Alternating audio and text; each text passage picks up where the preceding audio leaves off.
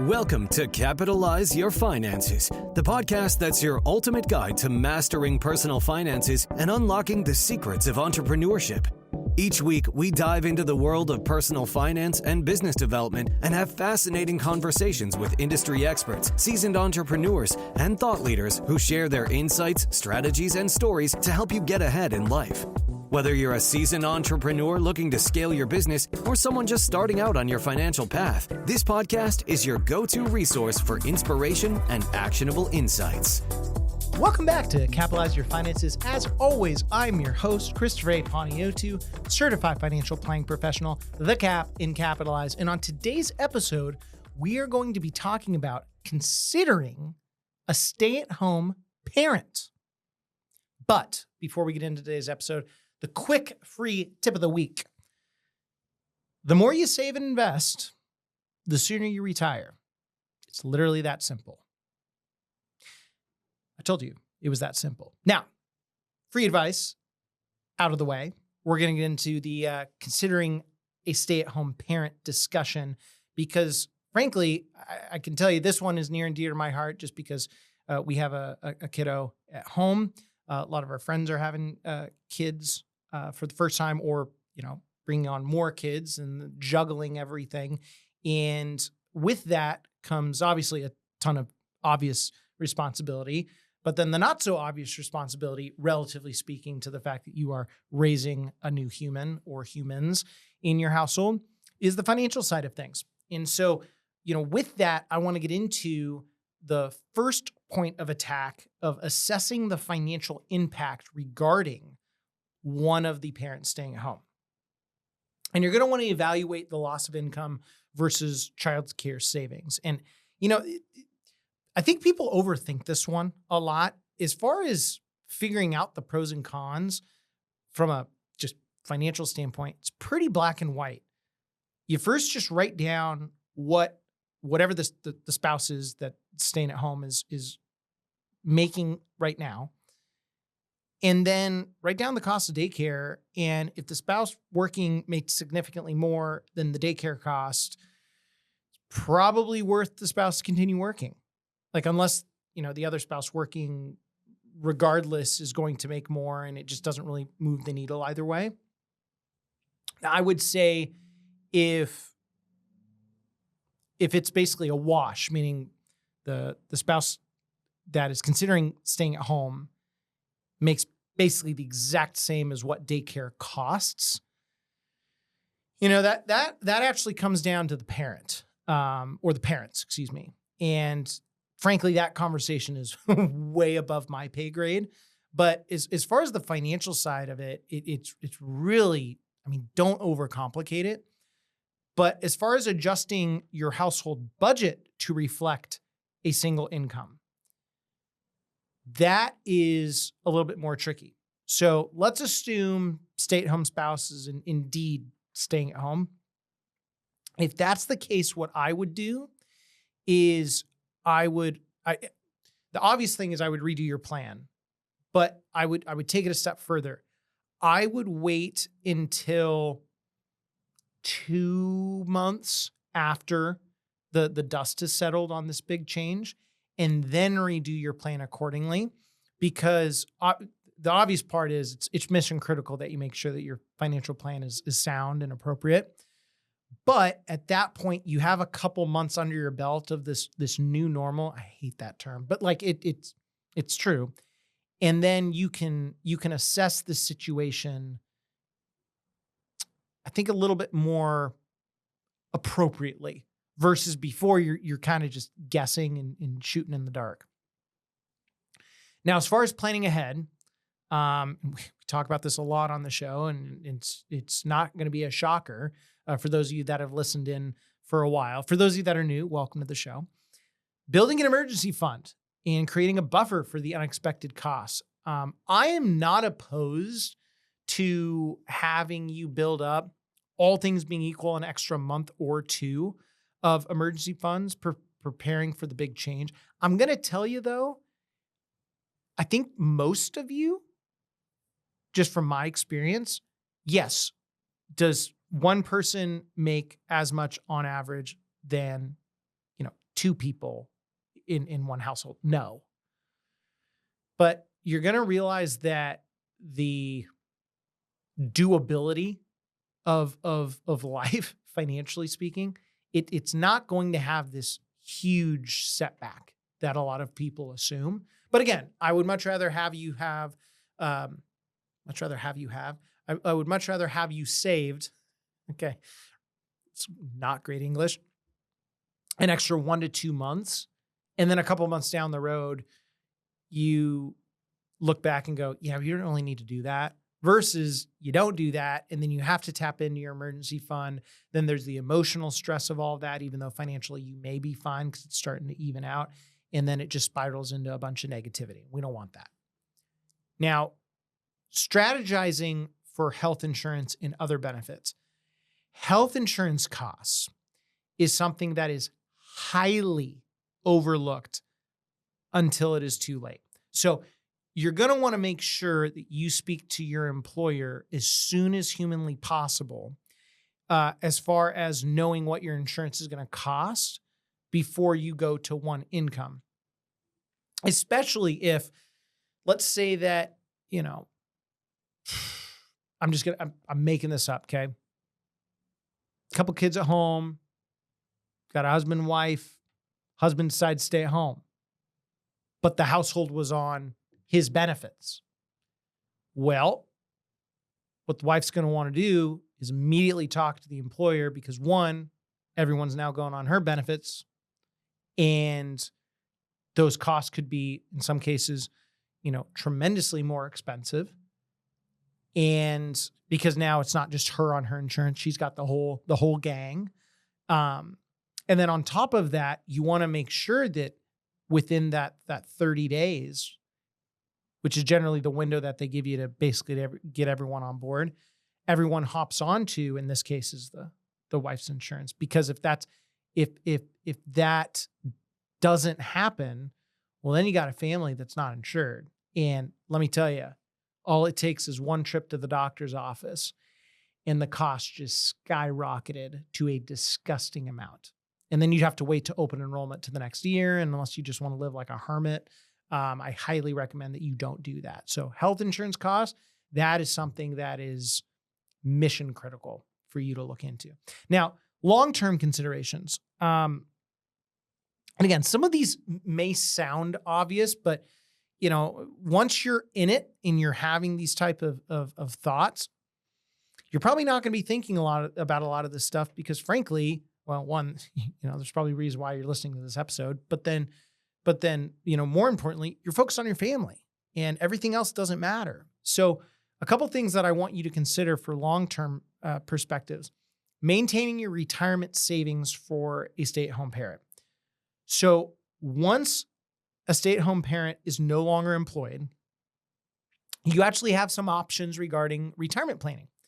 So because husband and wife's no longer working, he or she could contribute to an IRA and get that deduction.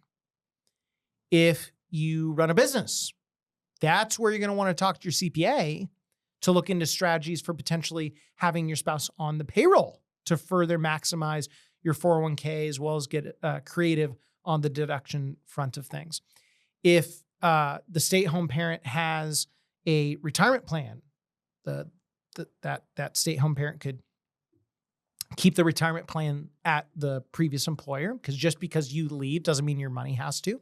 A 401k, it's its own trust, it's its own entity, so you could keep that money there. You could roll that into an IRA. You obviously could cash it out, but we don't want to do that. But as far as the retirement savings side of things goes, that basically covers everything that you need to know when it comes to specifically your retirement benefits. Now, before we get into the commercial break, let's talk about re-entering the workforce and skills to maintain or develop during like your time off. Because a lot of people think that, and this is just from my professional experience, one of the parents stays at home and with the almost expectation that they need to go back to work after the kids are whatever it is, right? Let's say now they're in middle school or high school in college and on their own, and therefore the stay-at-home spouse can go and recontribute fiscally. And so they're always looking for that. Okay, well, once I get to this point, I'm just going to speak from a parent's perspective here. If you can plan accordingly and financially swing it, it is 100 times more important to compound your skills as a present parent versus accumulating skills to get back into the workforce. And I'm just going to leave it at that. And we're going to go to the commercial break. So don't go anywhere. Stick around. Are you ready to transform the way you approach sales? This episode is sponsored by the second book in the Capitalize series, Capitalize Your Sales, the all-in-one sales framework that saves you from ever struggling again and teaches you how to sell with sincerity, which dives deep into the art and science of driving sustainable growth. Packed with strategies that go beyond surface-level techniques, this book will help you understand what it takes to truly connect with clients, build long-term relationships, and close deals. Whether you're looking to fine-tune your sales craft or break through to the next level, Capitalize Your Sales offers a roadmap to success designed for today's fast-paced business world. Head on over to your favorite bookstore, order today, and start capitalizing your sales immediately. And now, back to the episode. Welcome back from the commercial break. We're going to get back into considering a stay-at-home parent with maximizing non-financial benefits. So, the biggest one is the value of time spent with your children or, managing the household. It's really one thing that people don't factor into their lives when they're having children. And it's taking time for yourself. I can tell you that, I actually will toot my own horn here just a little bit. My wife and I were very diligent on giving ourselves our own time when Abby came along. And even before, we were very diligent on making sure that we had a relative idea of how that was going to look. Because again, once you have your first kiddo, for those of you that have kids, it's like a lot of your plans just go out the window. But it's good to think about this stuff. And so, granted, you're not going to have like an entire day where you can just be alone because you have children. But what I would do is I would just talk to your better half and say, hey, on XYZ day of the week, I need XYZ time to myself. Maybe it's 15 minutes, half hour. You go for a walk, you clear your head, you leave your phone at home. Maybe just sit out on your back deck. Maybe you go read, take a bath, just something. And even though that directly speaking has nothing to do with finances, indirectly it has everything to do with finances. And it will pay itself back, financially speaking, in a massive, massive way. And again, you can't really quantify it, but quality-wise, you will be so thankful that you had this conversation with your better half. And it's only going to compound up and to the right, which is what you want. You don't want to compound down. Now, you could explore some side gigs or hobbies that could generate some additional income. But what I'm going to tell you is, you want to do all of that as long as you can fit it into your parental life. Because again, you want to focus on being a present parent, say that 10 times fast, and a present spouse first, and the rest is honestly going to take care of itself. Which I know probably seems a little bit odd that I'm saying this on a finance podcast, but it's true. As long as you focus on what truly matters, the money's going to come. And the financial wellness is going to come. Now, how to have the financial discussion. So this is an interesting one. So you got to have open communication about this decision with your better half. I mean, you have to be on the same page here. And if you aren't, it is simply going to be a first-class disaster. And you're going to want to set joint financial goals to stay aligned. And before this happens, you're going to want to ask yourself how this affects your plan and if you're okay with the consequences, which, by the way, consequences can be both good and bad. Because too often people think of consequences being a negative. You don't have to think that way.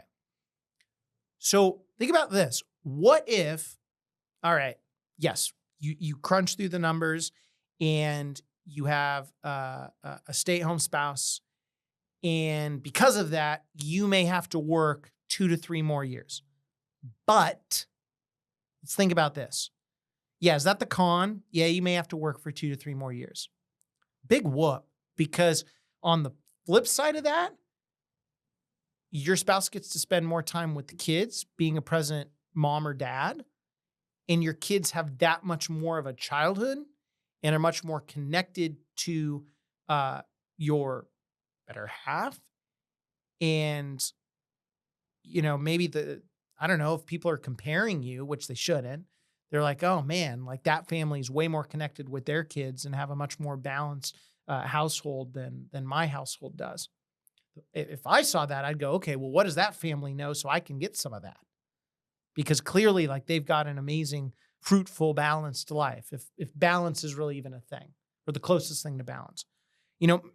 My big goal for you before we close this episode out is to not think selfishly about yourself. Think collectively for your family.